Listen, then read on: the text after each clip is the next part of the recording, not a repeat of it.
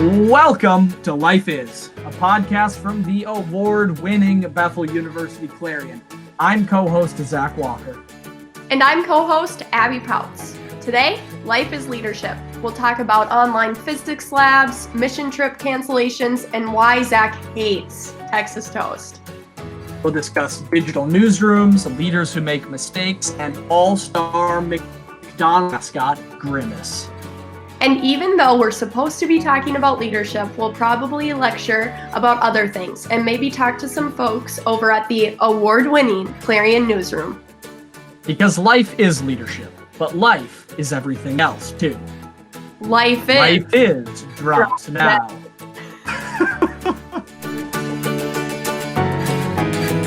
So, Zach, talking about leadership on Yes, this we are. wonderful Monday.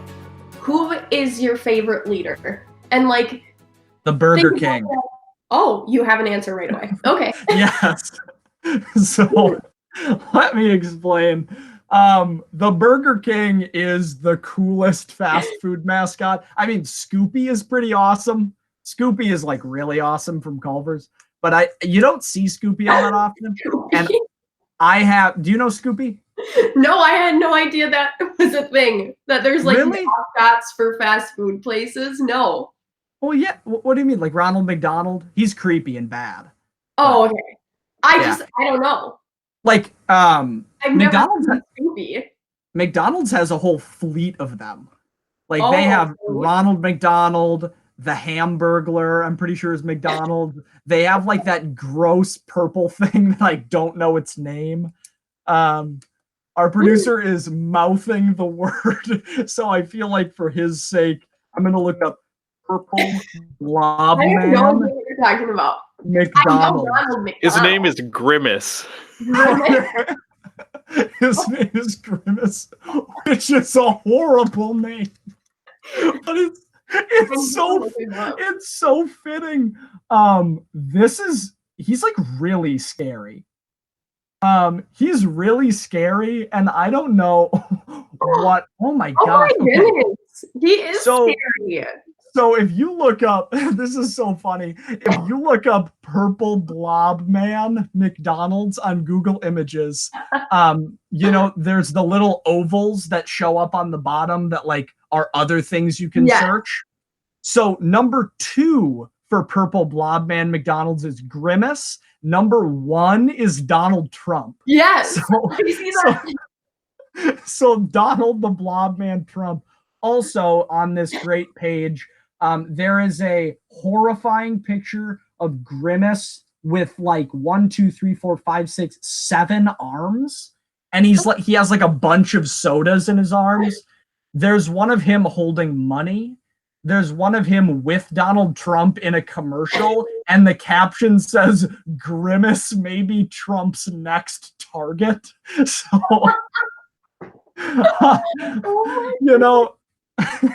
I want to take my answer back. Grimace is my favorite leader. Oh, no. He keeps me motivated. I think I'm gonna set him as all of my backgrounds now. Grimace, but I wish the Royals, Bethel Royals, should change their mascot from Roy the Lion to the Burger King. I think that would make the games way better because Roy the Lion is a lame mascot. I've never even seen Roy out and about. Yeah, he only comes out for admissions events, which is very, very characteristic of Bethel. Yes. But it should be the Burger King. Who's your favorite leader? Not the Burger King guy or Scoopy. I feel like just my mom. Grimace, though? No. Grimace, Zach, you let him see all your wallpapers and then you open up your phone at 2 a.m. Will you have bad dreams? Because I would. If I was having a bad dream, he would provide me comfort, and then I would have a lucid good dream with him in it. Okay. So your mom, sorry, I cut off you talking heartfelt about your mom with a Grimace joke. No. So I wish I had a funny leader, but I guess my mom's funny, but my mom is just the best person to look up to. Yeah. She is somebody who makes me laugh all the time, like similar to Grimace, very similar to Grimace. So yeah. Your mom, are you saying your mom is pretty much like Grimace in human flesh? Yes, she is just as funny. She always wears purple. She only eats McDonald's. Yes. And she has 7 arms. Fort McDonald's and hates Burger King. Oh man. All right. So what are your mom's great leadership qualities? Why is she the best person to look up to? I think just the way she decides to go about her life is the best kind of leadership. She's not necessarily like a leader. Like I don't think she'd classify herself as that, but she is. She definitely has led my siblings and I, at least me, to success. My siblings, I don't have much to say for. She takes everything in life in a positive direction and takes things always back to like her faith and what she believes in.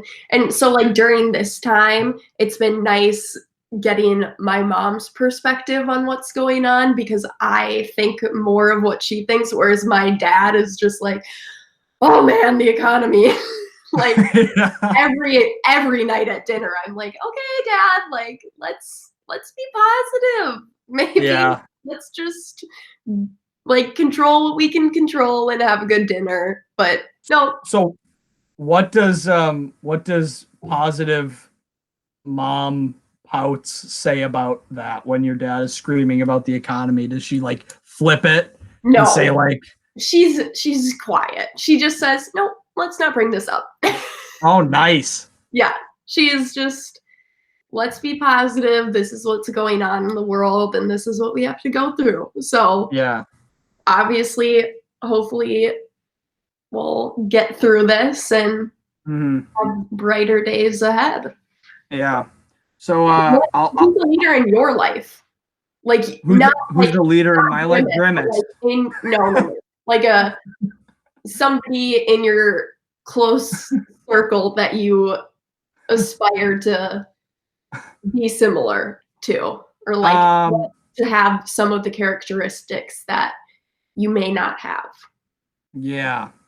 I mean, I guess like I my initial reaction is to try to be different and quirky and not just say one of my parents, but okay. That would be a lie. Like I could say like I have a lot of friends, like my best friend, I look up to him a lot and we're very, very, very similar, but there are a lot of strengths that he has that I don't have and strengths that I have that he doesn't have and complement each other well. And I look up to him a lot. But yeah, I mean, like my dad and my mom both, being an only child, I have like a super good relationship with both of them. And it's been nice being home. It's just us three in our house, just like it was growing up. Although it's kind of been weird coming from taken away from classes and all my friends and just coming back to just me and my parents. But they're both like super positive about things. And they've always just really supported me in everything that I've done. And I think they have an outlook on life that they don't take things too seriously, but they take the things that are really important. They take those very seriously.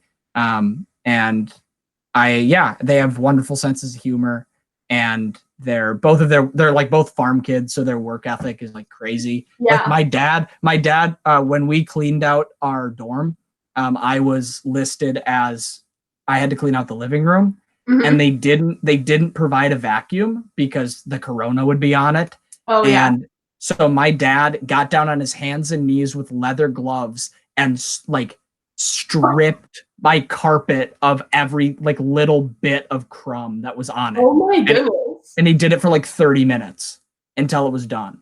Wow. It was wild. So like that's the kind of guy that he is. And those are awesome stories. Yeah. Everyone moving out and having to makeshift what they're doing. Yeah, exactly. So yeah, those are some good leaders. Yeah. But wow, this has been an incredible segment. But I do just want to say, like, all jokes aside, and I've talked about my parents, but like the real leader in my life is Grimace. I do want to just make sure everybody knows that. Yes. So I love Grimace, and that's where we'll end.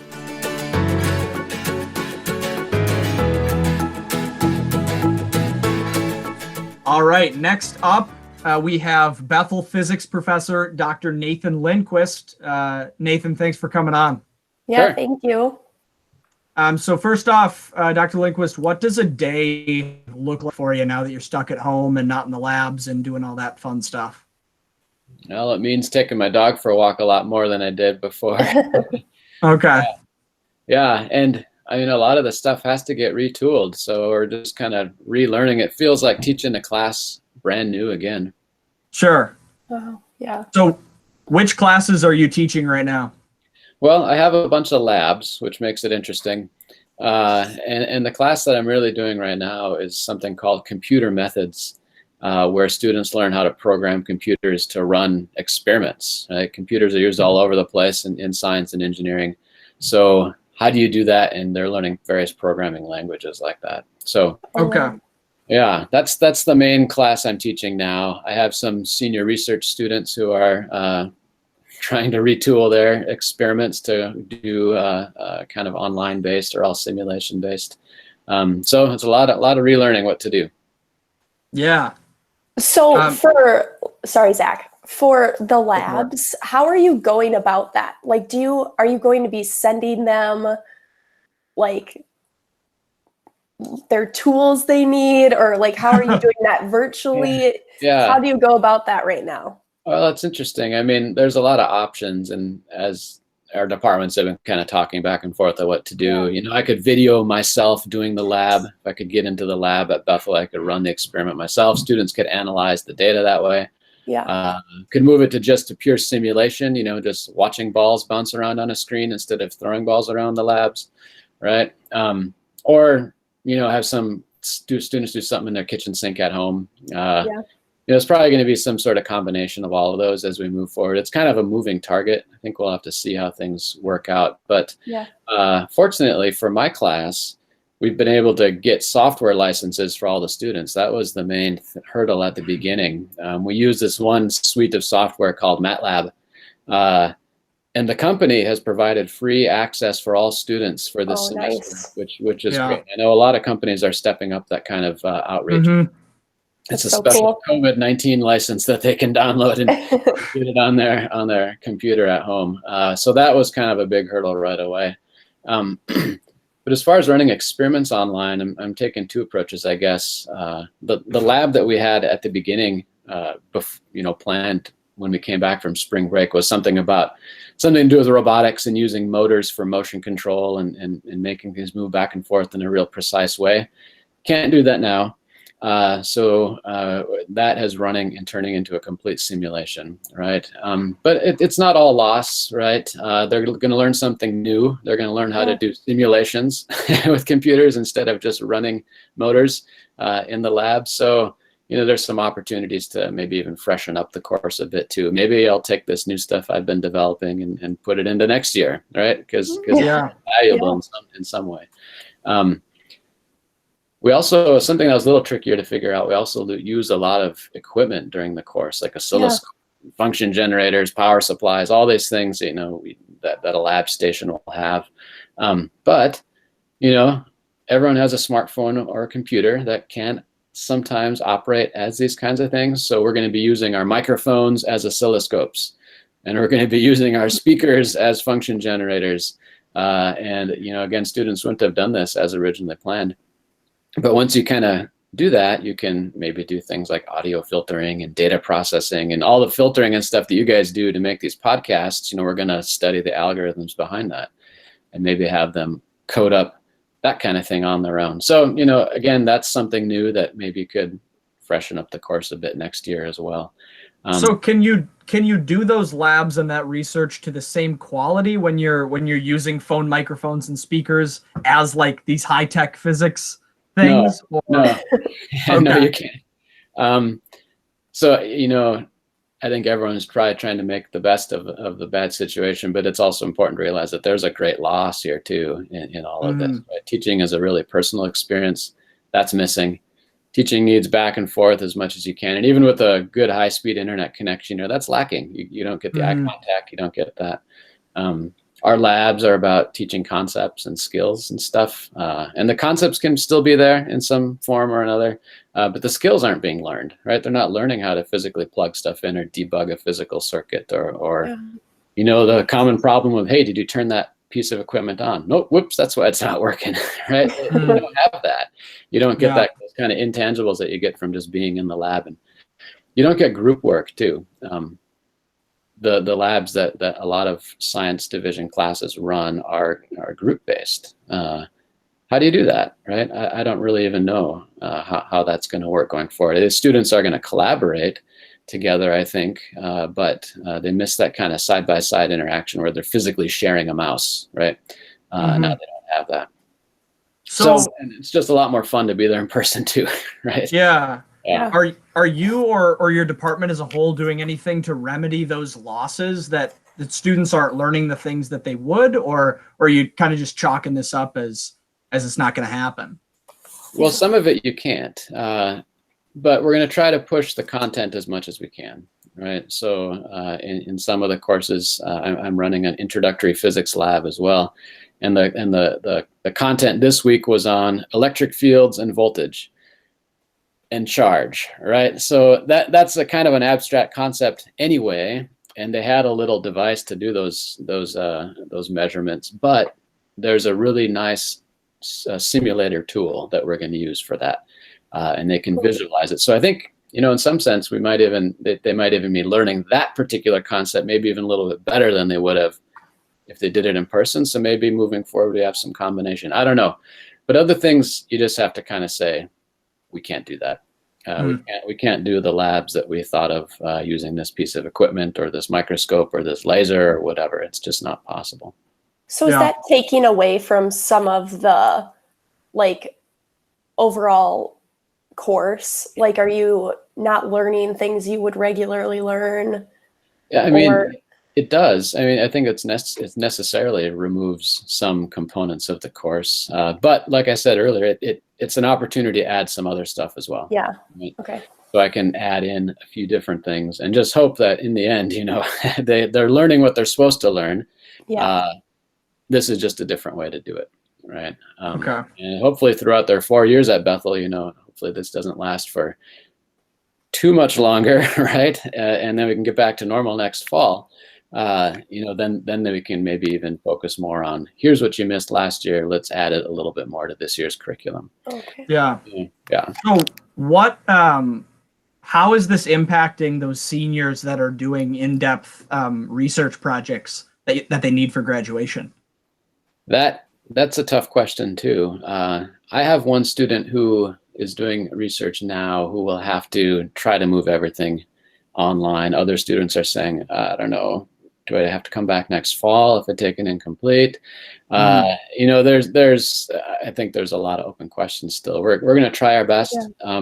I mean, for experimental based projects, if students are allowed back on campus by doing social distancing, they can do that and kind of get remotely advised. I'm not sure how that would work. But, it's a moving target as well. How are we going to do this? We're going to try, we're going to try our best and try to get these students working on their project. Fortunately, this happened late enough in the semester that a lot of students had some significant work done already. So maybe they have a data set that they took that they can now focus on analyzing with their computers.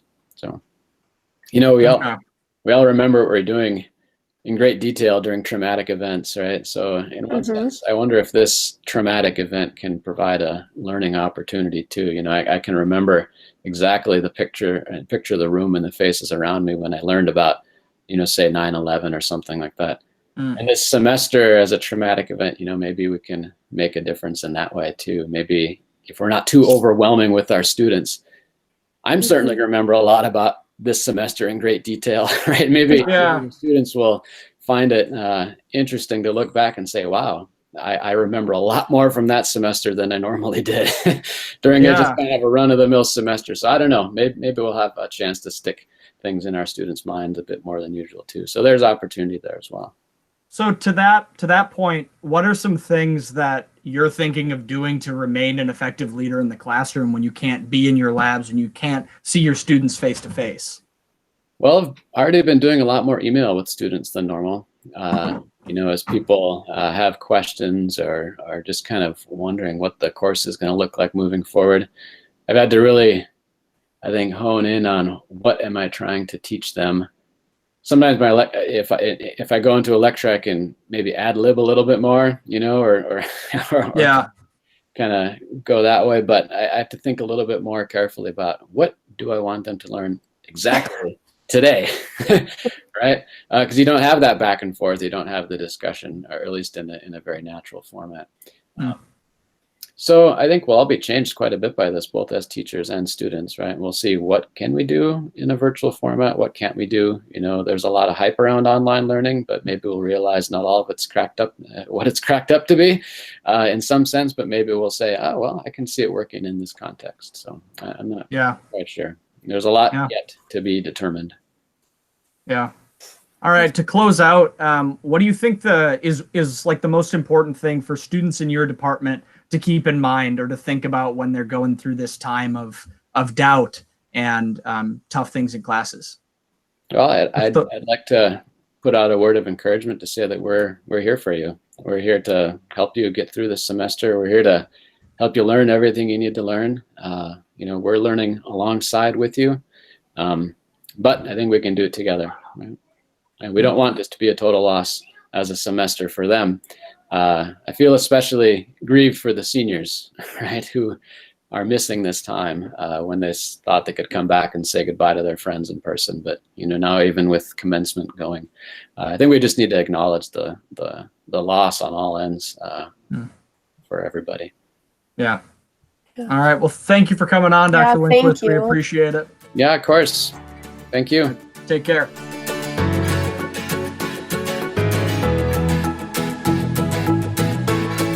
Alrighty, up next, we have a new segment coming at you. Get excited for that. So this segment this week it's going to be called "This Needs to Stop." In other weeks, if people want to take a more positive turn on it, it's going to be called "This Needs to Start." So probably when Abby does one, it's going to be like "This Needs to Start," and it's like everybody is a vegan or something like that. But on this week's or this episode's version of "This Needs to Stop," I will be talking about something that is ruining America, which is Texas toast. So Texas toast is just big bread. Texas doesn't need another thing to like bolster its ego. It's already the egomaniac of all the states. Like the everything's bigger in Texas thing. Everybody in Texas is like super proud of being from Texas, which you should be. But like, I wish that I could be proud of being from Wisconsin. But if I say like everything's greener in Wisconsin, people will say, no, Wisconsin is full of garbage. And I don't know why. I don't know. I feel like people in Minnesota don't like Wisconsin. I've heard a lot about like people in Minnesota thinking Wisconsin is just like a bunch of rednecks and is dirty and is just like a bunch of mud. Our producer is shaking his head and making me sad. There's such a huge difference. Like even my uncle is from Minnesota and my aunt is from Wisconsin. So she lived in Wisconsin most of her life, loves Madison. And my uncle loves Minnesota. So automatically he just hates Wisconsin. And she is a regular Wisconsin gal and is bleeding green. And so like they talk about even just the like, oh, Wisconsin's not as hilly. It's like, that's a day. That's not true. That's not true though. You're one of those. It's like they're the same. It's just the same. Well, here's the thing. I love Minnesota. Now, I live right on the border of Wisconsin and Minnesota. My parents' livelihoods are in Minnesota, so I have to like it. But one dig about Minnesota, the only reason that people like Minnesota is for 10% of Minnesota. Minnesota is only the eastern coast. Everything else in Minnesota is nothing. It's just cornfields. That's all it is. Minnesota is the Twin Cities and Duluth. And that is why everybody thinks it is the greatest state in the world. Wisconsin has a lot of stuff. You drive like all over Wisconsin. You got a lot of hills. Right in the middle, there's a lot of cornfields. I get it. It's not the best state ever. But here's what I'm saying. People should channel all their hatred that they have toward Wisconsin and any other state and channel it into hating Texas toast. So let me continue. Texas toast, one, it's not toast. It's not put in a toaster. It's just like heated up, like on a stove, and it might get to the position of toast, but don't call it Texas. Just call it toast. Call it big toast. It's also just garlic bread without the garlic, which is like kind of a dig against garlic bread because garlic bread is great. And then in the 20s, I'm on the Wikipedia page. Okay. This is also something about Texas toast. People think it's such this hot deal that like the buffalo wing, there are a bunch of people that are saying they invented it, which if I invented Texas toast, I would keep that a secret because I would be ashamed of it. But there is some guy in Santa Fe, New Mexico that said that he invented it in the early 1920s. That guy, he's probably not saying it. He's probably dead now. But there's like a restaurant chain. And then there's another Texas toast. So that's not even in Texas. It might be New Mexico toast. That doesn't sound good. That's what I think. I think it's actually New Mexico toast. And somebody like had that in the restaurant. And they're like, ooh, let's call it New Mexico toast. And there was like a big Texan guy in a cowboy hat. And he like punched him in the face and said, you know what? No, it's mine now because I'm from Texas. So it's Texas toast. So then he went back, and I'm reading this from the Wikipedia page, and I assume that my conjured character is the man who created it in 1946 at, get ready for this great restaurant name, The Pig Stand in Denton, Texas. Really going on your brand, Texans. After a bakery order for thicker slices of bread resulted in slices too thick for the toaster. Hey, how about you slice it thinner so your people ordering can actually have what they ordered. Wiley W.W. Cross is his name. Bad name. That's a coyote's name, not a human's name. Suggested buttering and grilling them as a solution. Good solution. I bet people have been doing that forever. So Texas toast, and then like now new restaurants like Cane's, like they have Texas toast. And it's just like buttered. It's just like buttered bread. It tastes good. Not gonna lie. Yeah, because it's a butter vehicle. A lot of food in America is just vehicles for butter and salt. I love that. Like I do too. But whenever I'm eating it, I'm thinking like, why is this good? Yeah. Why is like just eating like textured salt good? I'm not sure. But you know, Texas toast is annoying. Texas doesn't need this. Let bread be bread. Let toast be toast. Let big toast be big toast. It's not Texas toast. It's New Mexico toast, if anything. So all of you listeners, to get back at these jokers who are calling it Texas toast, start calling it New Mexico toast because everything's worse in New Mexico. That is true. New Mexico seems like the worst state ever. But that's the end of my rant about Texas toast. Abby, do you have any defense about Texas toast? Or hopefully addition. I just think that we for sure need to record these meetings and the video chat because you are so passionate about this. It's kind of scary because why can't it just be how it is? Because you don't I feel like it's a state issue with you. Like you don't think Texas deserves this. I don't. They don't need any more things. Give it to any other state, and it's fine. California toast. I mean that's just avocado toast or like toast with like an egg on it or something else that like hipsters would eat. Yes. But so you just don't think Texas needs this, and that all Texas toast should be New Mexico toast. Okay, because that's what you it don't is. want to get rid of it. You just want it to have the correct title. Well, I don't think it needs a title. It's just Big Toast. We don't need to title every variation of something. It's like I'm not making a piece of toast, cutting it into a triangle, and calling it like Walker toast.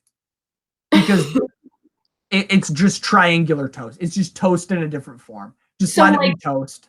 buns or rolls, how would you go about that? Are you talking about ZW buns? Because that's the new bun that I've created. No. It's just a bun, and I just squish it in my hand and I throw it at somebody, and that's mine. And it's going to be a hot seller.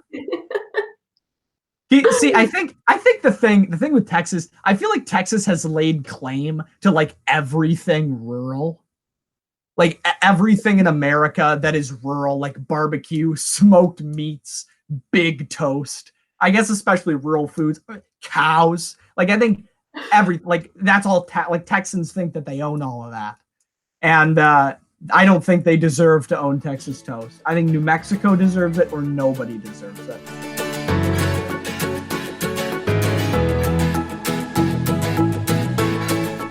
All right, so next we have Jasmine Johnson, managing editor of the award-winning Clarion. Jasmine, your favorite color is purple. We can all see on this virtual hangout. This is actually going to be a special interview where we don't ask any questions. We just make statements about what we can observe. Yes. And think of them as fact. Is your favorite. Okay, so Jasmine, tell us about what a regular day looks like for you right now. I know we just started classes today, but what have you been doing? That's a very good question. Yeah, each day is very different. Starting off this Monday, I feel pretty good about the week. Got like a couple video calls every day. Got my homework planned out for the week. Most everything I still do on Tuesdays and Thursdays. So today will feel pretty slow, but got some books in my room, got some movie nights planned with the fam, just anything to stay busy. How many siblings do you have? I just have a younger brother and older sister. So my sister's not home right now. She's 25, but my little brother's 11. So he's a little bundle of joy. So do you get along? No one's annoying you yet at home? Well, we get along, but it's kind of a lot of family time. Yes. Unexpectedly. A lot of forced family time. Yeah. Yes. It absolutely is. What has been the main show you've been watching while on this? I don't have Netflix, so that's a big bummer. Yes. Hulu, I'm not as patient with the ads, so I've mostly just been watching movies, not so much TV shows. Cool. Yeah. What's the best movie you've watched? Well, we've decided that Sunday nights is family movie night, so we just watched Cars yesterday. That was fantastic. Awesome. Cars has one of the best openings of any movie ever. That's true. I'm just gonna make that take. That's very so Jasmine, we're talking about leadership. So you were the leader of the Bahamas trip, correct? Yes. Okay. Actually, we're right now. Oh, really? Wow. Mm-hmm. And like everything else, that was sadly canceled. But that was one of the first things to go, right? Yes, that was the Monday the 9th before we found out about anything else.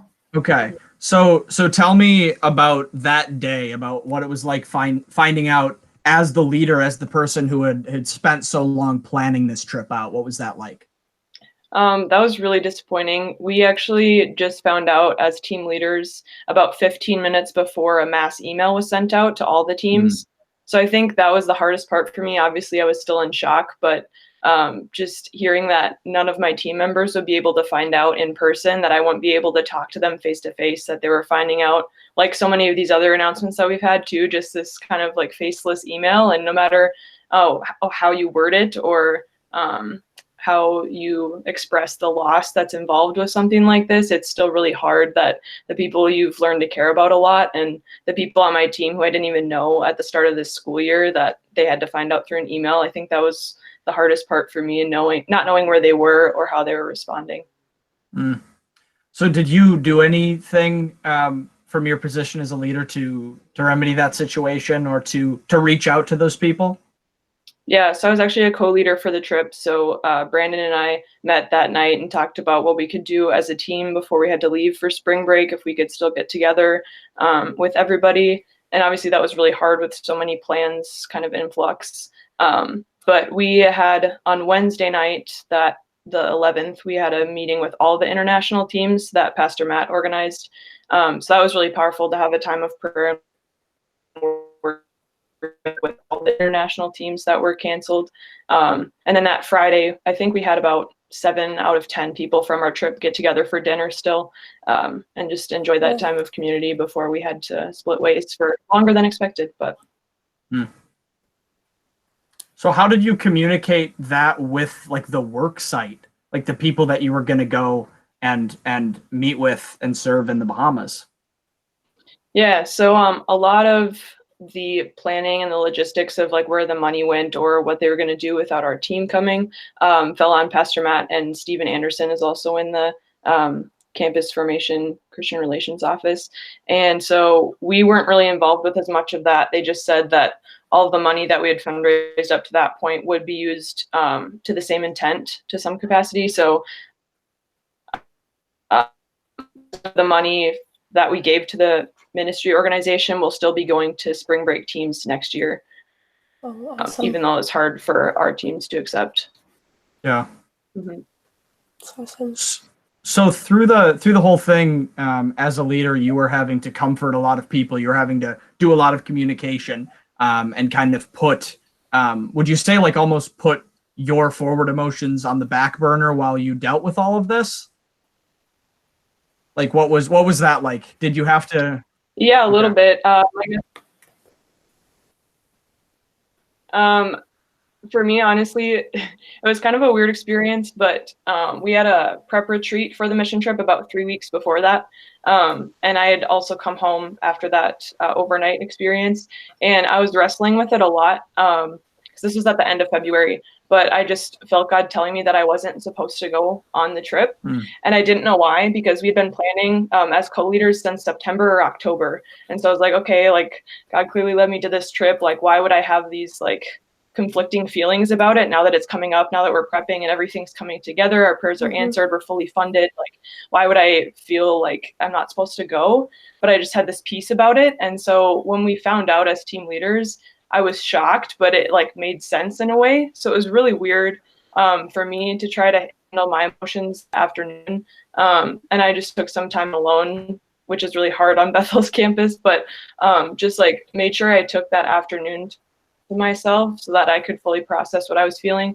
But that was a blessing in disguise, like kind of having that preparation and that feeling like, nope, like this is what's going to happen and that's okay. I didn't know what that looked like. I was like, well, I'm not going to quit this position that I've been so invested in all school year, but I know in my heart that that's not going to happen. And so when I found out, I was so disappointed and so shocked, but at the same time, I was ready to be there for my team in whatever way that looked like and to reach out to them individually and pray for them. And yeah, so it was really weird, but a lot of emotions for sure. Yeah. So a lot of people, it sounds like, had to lean on you. Who were you leaning on during this time? Definitely my mom will listen to me vent about anything all the time, so she's a blessing. I would call her on the phone when I'm at school too, so it's kind of nice to have her in person. Yeah, and my roommates while I'm at school. Definitely just my close circle of people that I can talk to about anything. Yeah. Wow. So leading into a little more recent stuff, you're the managing editor of the Clarion. So how have you had to change the way you lead the newsroom? Yeah, that's definitely been very different too. I'm sad to not just walk into the office and see who's hanging out and working on homework. But Josh and I had a few conversations. We've had a couple of video calls with just the editing team. And I'm pretty excited for the online content that'll be happening. We also have a full staff virtual meeting planned for tomorrow at our regular meeting time. So I'm excited for that, to see some faces and Even our first editor call, it was so fun to just come on early and stay late on the video call after we got all of our work done, to just like hang out and tell stories. That was like my favorite. And just recognizing the ways that technology does still help us, and that we can still connect and laugh with the people that we care about. So that's been a big thing, is figuring out how we can connect with people, not just be setting deadlines and organizing stuff behind the scenes, but making sure to still connect with the staff has been huge in this time. Yeah. Oh, that's really inspiring. Yeah.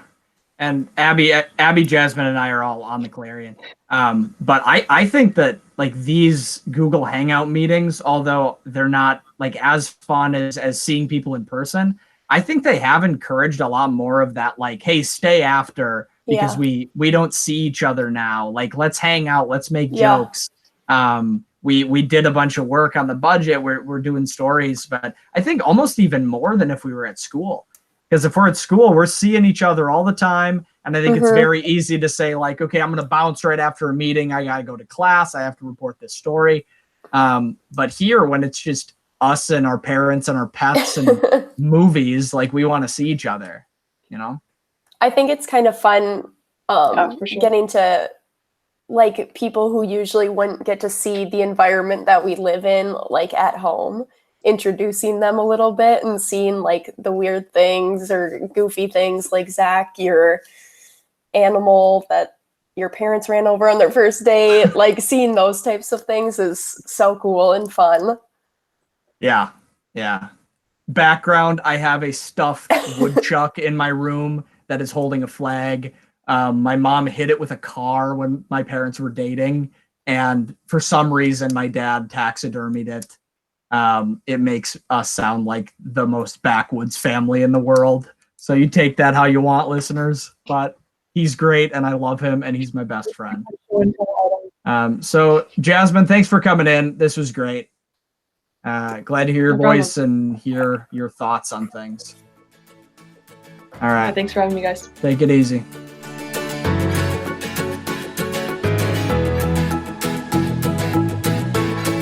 Okay, Zach, so what, as a leader of the Clarion, of your own life, how has your leadership changed during the season that we're in right now with Corona going around, being at home?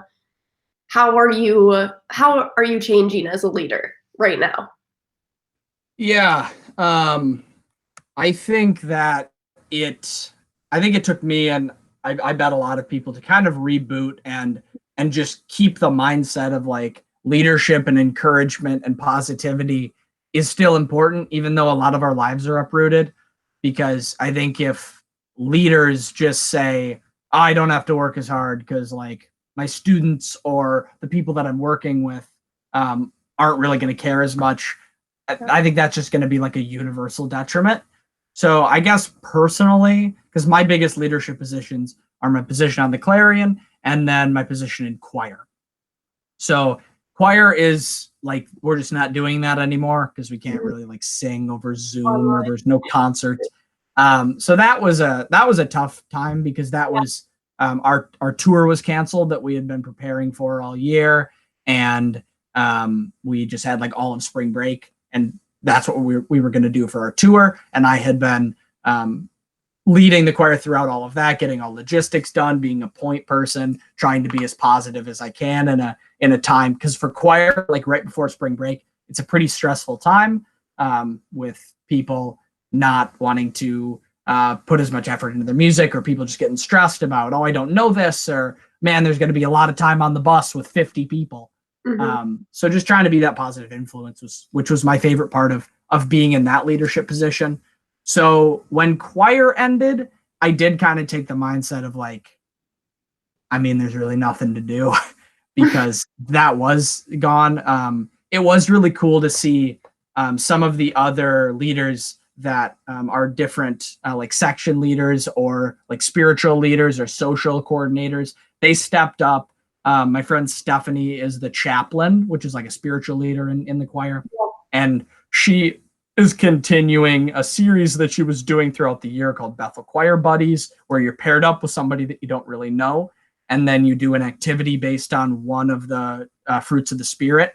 And she's wanting us to continue doing that over Google Hangouts and just check in with each other. Oh, awesome. So I think that has been really cool. And I think that is, I think that's really important, is just staying in touch with the people that you've been leading, or just the people that are leading you, or you really care about. And for the Clarion, I think it's a different story, because we are still going at it. We are still trying to get those stories out. And I have been more like, that one is less like, oh, I'm just going to try to like lift people up. And I've really been focused on like, we got to get organization down. We got to get these stories out, because these really matter. And I'm passionate about storytelling in all forms. And I don't want that to suffer because people or because we're going online. I totally understand that this is like a little very stressful for people. It's a lot more stressful for me, but just trying to encourage people and trying to make sure, especially for the Clarion, that people are doing what they need to do, and people have the support where they need it. So that's where I've been. Awesome. Yeah. Where have you been in that? Do you have any leadership positions around here, or if you don't, like where have you seen yourself being a leader just in your life in these times? Ooh, that's tough, because I feel like I'm a follower. I'm not a huge leader. I think that being in school and living with roommates that have become my best friends, and us almost leading together and leading our lives all in a positive direction, is something that I am already missing out on. And I can't even explain how many breakdowns I've had, because I don't get to say night to all my best friends and know that like I'll wake up and it'll be a good day, because we'll all be positive and we're all trying to help each other. And I think that's something that with transitioning to online, it's tough to like motivate yourself. It's always more encouraging when somebody else is like, oh yeah, you can totally do this. Like you can write this 10-page paper in 2 days. Like, whereas you yourself, you're like, oh, I'm never going to get this done. And trying to become that leader for myself is definitely going to be a challenge. So I'm excited to see how I can lead myself, because I'm not the best leader. So just excited, I guess, or trying to be excited to help myself and then try and help my friends in any way possible, and help my sister, who is a freshman at Bethel. And cool. During this time, I think it's hard because she is still learning how college is and how to go about it. And I think trying to be a leader for her and say, like, this is all going to be okay. We're going to go back in the fall. Like, your friends will still be there, all that. I think that has been a role I've tried to take on. So, yeah, that's really cool. I think you brought up an interesting point of, and I think we're seeing that especially now, is that leadership doesn't have to be like something that you're hired for, or something that comes with a title. That it can be just some friends or people who lift you up. So do you, in the past couple of weeks, or just like during Bethel, it doesn't have to be during Corona time. Like, do you remember any specific moments that really show that certain people who might not be in leadership positions have been an effective leader to you? Yes. Again, like, my roommates are just always very good at not like trying to be a leader necessarily, but going forward like with that role, and not saying like, oh yeah, like I'm the leader of our group, our group. I'm going to plan this, this, and this. You guys have to do this, this, and this. It's like they're all just, even just the little things, like after I come home from sign language for 4 hours where I haven't talked and I love talking, and they're all ready to visit with me because they know I've been down. Little things I think really help with just the daily stress of being a college student. What about you? Do you think that you have any specific moments where you're like, wow? I mean, Scott, for all of us, I think is Yeah. a crazy good leader and very inspiring. I feel like after I leave all of his classes, it's like, wow, I learned so much and I took so much in. But do you have any other people? Yeah, I think a lot of professors have shown that throughout school, but especially in this time when it's gone online. I have one professor for my P-TAG, which is sexuality, spirituality, and the family, and it's Dr. Dan Rota, and he shared a video with us yesterday, and we're meeting as a class on Zoom tomorrow and just figuring out this class. And the video was just him sitting in his office chair in like a Harley Davidson sweatshirt. And he had some simple like Bible verses and just like words of affirmation on a screen. And he was just talking to us. And just his tone was very real and very calm and on our level. He wasn't speaking like he was our instructor. He wasn't speaking like he had something to teach us. He was just speaking to like give us encouragement and to tell us that he is there for us. And I think that's why he's one of my favorite professors I've ever had. Everybody in our class, it's like a senior level class and it's a P-TAG. And I think sometimes people might, especially for those tags, might kind of just slack or just be in class and not really talk. But almost everybody in our class was like very active in it. And they were joking with Dan and he was joking with us. And I think the key there is I don't think he really saw himself as like a traditional leader. He didn't see himself as like, I am the professor and they are my students. I got the vibe that he saw himself as just another human, which puts us on the same level. And he has a lot more life experience as us than us, but he wanted to share that. And that's so important. Like that's a really important characteristic for a leader is to not think you're above others. And that makes you a really good leader. It makes like, for me, a leader is somebody who like still makes mistakes and like still can connect with you. And when a leader, like a boss or something, so when they aren't as inspiring to you or are more strict and like don't, like a leader teaches when they're not teaching, I think that's not a good leader. Yeah. No, that's cool that you said a leader teaches.